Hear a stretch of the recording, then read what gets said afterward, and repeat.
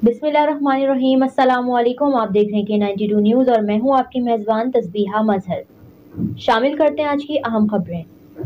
कराची से आपको अपडेट करेंगे। गवर्नर सिंध कामरान खान टेसोरी का बहरिया एडिटोरियम में डिजिटल कारोबार के मौज़े पर सेमिनार से खिताब।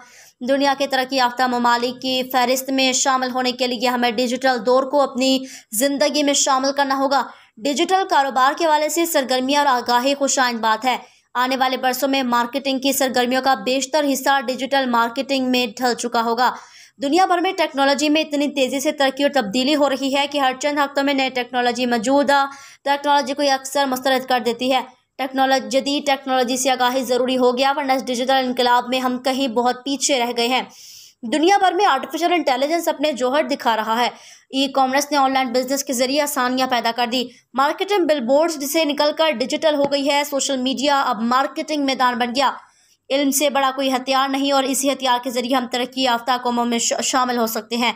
गवर्नर सिंध कामरान खान टेसोरी शुरा में शील्ड भी तकसीम की।